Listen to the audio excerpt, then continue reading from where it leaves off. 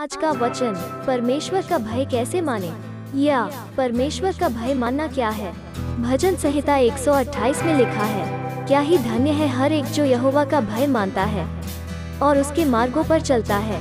इस भजन संहिता में जो आशीष प्राप्त होती है वे हैं अपनी कमाई को निश्चय खा पाना, हमारी भलाई होना, स्त्री आशीषित होना, बच्चे आशीषित होना, नगर आशीषित होना, लंबी आयु प्राप्त होना, सारा घराना आशीषित होना।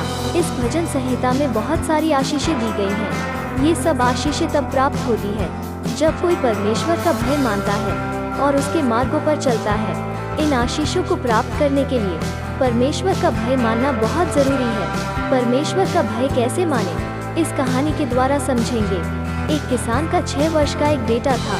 एक दिन किसान उसे खेत पर ले जाकर कहता है, बेटा, मैं पड़ोसी के खेत का अनाज का गट्ठा उठाकर अपने खेत में डालता हूँ। यदि तुझे कोई दूर नजर आता दिखे तो मुझे बताना, मैं उस गट्ठा को वहीं छोड़कर अपने खेत में आ जाऊंगा। किसान का बेटा ऊंचे स्थान पर खड़ा होकर निगरानी के लिए तैयार हो गया और जैसे ही उसके पिता ने पड़ोसी के खेत से अनाज का गट्ठा उठाने का प्रयास किया, बेटा जोर जोर से चिल्लाने लगा, पिताजी, पिताजी, कोई देख रहा है।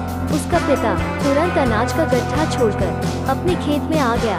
थोड़ी देर बाद उसने इधर उधर देखा। जब उसे कोई नजर न आया तो वह फिर से चोरी करने के उद्देश्य से पड़ोसी के खेत में घुसकर अनाज का गट्ठा उठाने लगा।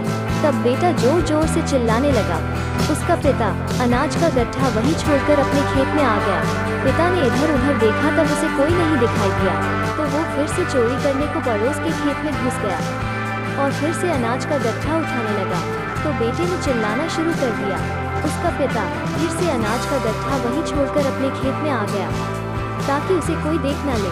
जब पिता ने इधर उधर देखा तो उसे कोई दिखाई नहीं दिया तो वो अपने बेटे पर गुस्सा होकर बोलने लगा, तुझे बार बार कौन नजर आता है? मुझे तो कोई भी नजर नहीं आता है। बेटा ने कहा, परमेश्वर देख रहा है, कोई देखे या न देखे। यह सुनते ही पिता की आंखों में आंसू आ गए और उसे अपनी गलती का एहसास होने लगा था और वो सोचने लगा कि जो शिक्षा उसका बेटा उसे दे रहा है उसे देना चाहिए थी। उसने पश्चाताप किया और उसका जीवन बदल गया। इस कहानी में किसान का बेटा परमेश्वर का भय मानने वाला था और यह भय मानना उसने संडे स्कूल में अपने टीचर से सीखा था।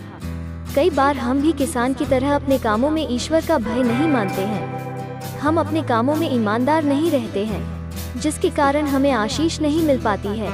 परमेश्वर से आशीष प्राप्त करने के लिए उसका भय मानना बहुत ही जरूरी है। परमेश्वर इस वचन के द्वारा आपको आशीष दे। God bless you. परमेश्वर आपको आशीष दे। धन्यवाद।